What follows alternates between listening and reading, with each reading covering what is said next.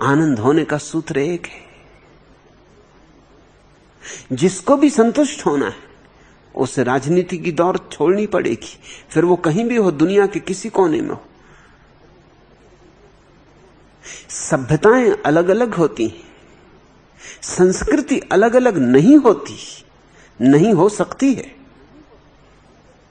सभ्यता का अर्थ होता है तुम्हारे कपड़े पहनने का ढंग, तुम्हारे बाल कटाने का ढंग, तुम्हारे खाने बनाने का ढंग, तुम्हारे मकान बनाने का ढंग, मकान को सजाने का ढंग। सभ्यता ऊपरी चीज का नाम है। स्वभावता है आदिवासी जंगल में रहने वाला एक तरह के मकान बनाता है और बंबई में रहने वाला दूसरे तरह के मकान बनाता है। उनकी जरूरतें अलग। अब कोई आदिवासी को 30 मंजिल मकान थोड़ी बनाने की जरूरत है। क्या करेगा बना के 30 मंजिल मकान? चढ़ते उतरते मर जाएगा, व्यर्थ ही परेशान हो जाएगा। और 30 मंजिल में मकान बना के फिर बस्ती कहां बसेगी? एक ही मकान में बस्ती खत्म हो जाएगी। बस्ती की आबादी 200-300 होती, एक मकान को भी पूरा नहीं भर पाएगी। और फिर जमीन इतनी पड़ी है आदिवासी के पास, पूरा जंगल उसका है, पहाड़ उसके हैं। क्या जरूरत के मकान के ऊपर मकान, डब्बे के ऊपर डब्बों को रखता चला जाए और फिर डब्बों में से लोग झांक रहे हैं जैसे कबूतरों के लिए हम खोखे बना देते, उनमें से वो झांक रहे हैं, गुटरगू कर रहे हैं। बंबई और न्यूयॉर्क में जरूरत है आदमी थोड़ी कबूतर खाने, लेकिन जंगल में जहां जमीन खूब पड़ी वहां क्या जरूरत है? तो वहां एक मंजिला मकान काफी है। सीमेंट का भी बनाने की जरूरत नहीं है। घास फूस का पर्याप्त है, घास फूस का ही पर्याप्त और उचित है, क्योंकि वही उसे उपलब्ध है, आसानी से उपलब्ध है। और कोई शाश्वत बनाने की जरूरत है? हर साल घास बदल ले, हर साल नया कर ले। तुम्हें तो बासे मकान में रहना पड़ता, रहे आओ बासे मकान में जिंदगी भर। एक बासे मकान से दूसरे बासे मकान में चले जाओ, वो मकान भी बदल लेता हर साल। उसके पास सामान भी थोड़ा, उतनी उसकी जरूरत है, उससे ज्यादा का उसे प्रयोजन नहीं है। उसकी सभ्यता अलग होगी, उसका काम धाम, उसका जीवन एक और दुनिया में है। लेकिन संस्कृति तो आंतरिक संस्कार का नाम है। सभ्यता शब्द का अर्थ समझो। सभ्यता शब्द का अर्थ होता है सभा में बैठने योग्य। बाहरी बात है। सभ्य उसको कहते हैं जो सभा में बैठने योग्य हो, जिसे तमीज हो, शिष्टाचार हो, जो चार आदमियों के बीच बैठे तो इतनी भद्रता हो उसमें कि कैसे बैठना, कैसे उठना। औरों के साथ हमारे जो संबंध हैं उनका नाम सभ्यता है। वो वाह घटना है। स्वभावतः अलग अलग देश में अलग अलग होगी और कई दफे बड़ी भूल हो सकती। जापानी मित्र मुझसे संन्यास लेने आते, धीरे धीरे मुझे समझ में आया, फिर भी भूल जाता हूं, क्योंकि वो सिर अलग ढंग से हिलाते। जब हमको हां कहना होता है तो हम सिर को ऊपर नीचे करते, जब उनको हां कहना होता तो सिर को दाएं बाएं करते।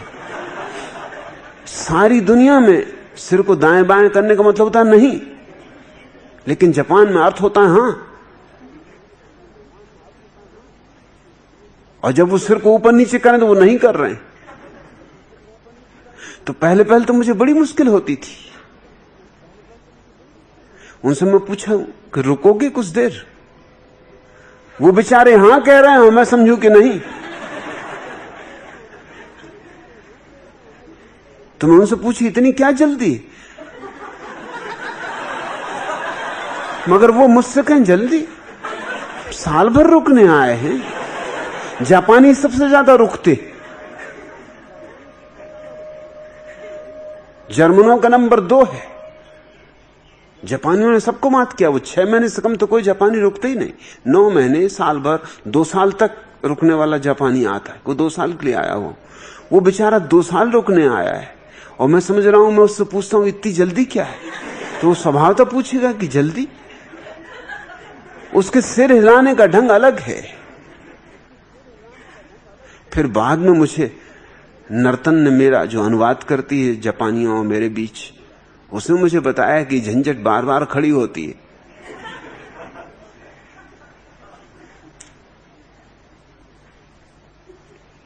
इटालियन मित्र आते हैं, उनसे पूछा, उनके गले में माला डालता हूं, पूछता हूं मेरी तरफ देखो, फौरन आंख बंद कर लेते। सिर्फ इटालियन आंख बंद करते हैं, कोई नहीं बंद करता। मैं बड़ा हैरान की बात, क्या मैं जब भी कहता हूं मेरी तरफ देखो, फौरन आंख बंद कर लेते।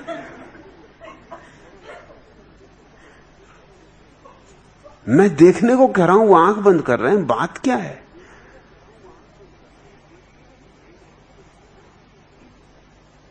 कहीं कुछ मेरे उनके बीच भेद पड़ रहा है। शायद वो ही ठीक है, क्योंकि मुझे देखना हो तो आंख ही बंद करके देखा जा सकता है। वो भी एक देखने का ढंग है। स्त्रियां उसी ढंग से देखती, वो ज्यादा प्रेमपूर्ण ढंग है और ज्यादा आंतरिक। जब स्त्री किसी को गले लगेगी तो आंख बंद कर लेगी। इसलिए स्त्रियों को पुरुषों के रंग में, रूप में, आकृति में उतनी उत्सुकता नहीं होती जितनी उनकी संस्कारशीलता में उत्सुकता होती। स्त्रियां अलग चीजों से प्रभावित होती, पुरुष अलग चीजों से। पुरुष देखता है कि रंग कैसा है, रूप कैसा है, नक्श कैसा है। नक्श से सिख तक लेकर वो पूरा का पूरा रूप, रंग, आवरण सब देखता है। बाल का रंग, चमड़ी का रंग, नाक का ढंग, आंख का ढंग। स्त्री इन चीजों में उतना रस नहीं लेती।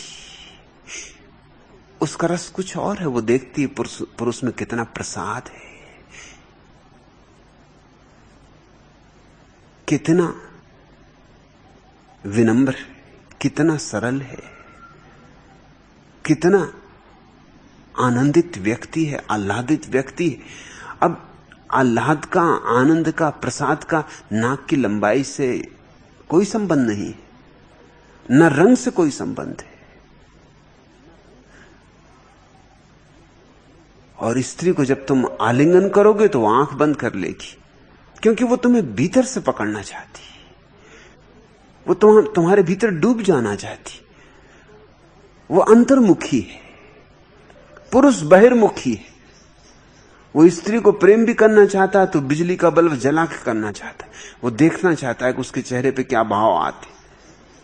यहां तक नहीं, यहां तक पागल पुरुष है कि आईने लगा रखते हैं अपने बिस्तर के ऊपर कि अगर ठीक से ना देख पाए तो आईने में दिखाई पड़ता रहे। और पश्चिम के मुल्कों में तो मूर्खों ने हद कर दी, कैमरे लगा रखे ऑटोमेटिक कि फिर बाद में एल्बम में देखेंगे कि प्रेम में क्या क्या घटा।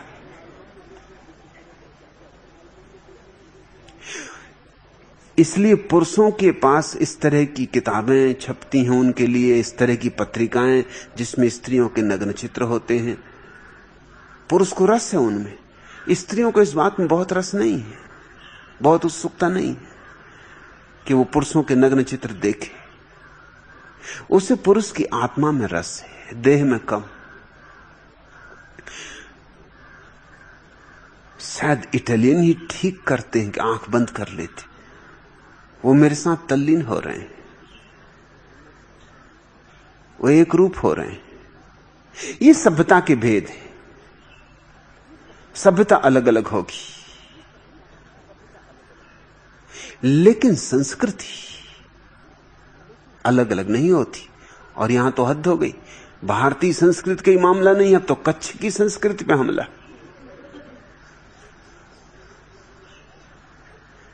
तब तो गांव गांव की संस्कृति का अलग हो जाएगा मामला। अभी तो भारतीय संस्कृति की बात थी। भारतीय संस्कृति वगैरह तो दूर। महाराष्ट्रियन संस्कृति है और गुजराती संस्कृति, और गुजरात की संस्कृति भी जाने दो बाढ़ में।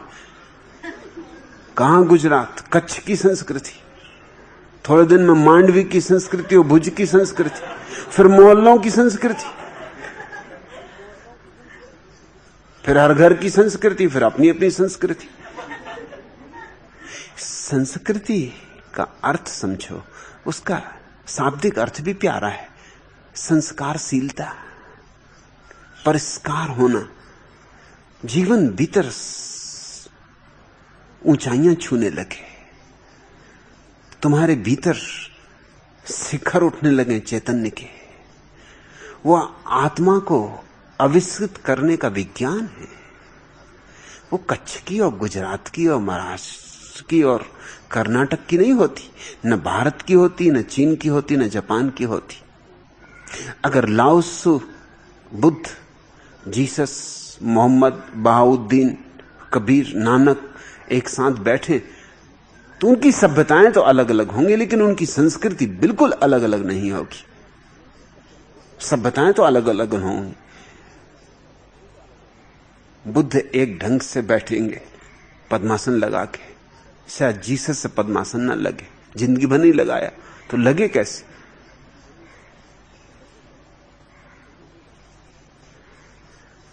लाओ त्सु जिंदगी भर भैंसे पे सवार होकर चलता था। अब बुद्ध को तुम भैंसे पे बिठाओगे फौरन गिरेंगे, चारों खाने चित्त पड़ेंगे। भैंसे पे कभी बाप दादे नहीं बैठे। और चीन में पुराना रिवाज है भैंसे पे सवार होना, तो कोई अड़चन न थी। लाओ त्सु की सवारी भैंसा था और जीसस तो गधे पे बैठ के चलते रहे। अब महावीर ने कितनी परित्याग कर दिया हो राज्य का, सब छोड़ दिया, मगर उनसे भी तुम कहो गधे पे बैठो तो वो भी झिझकेंगे कि नंग धड़ंग हो गधे पे, क्या और बदनामी करवानी।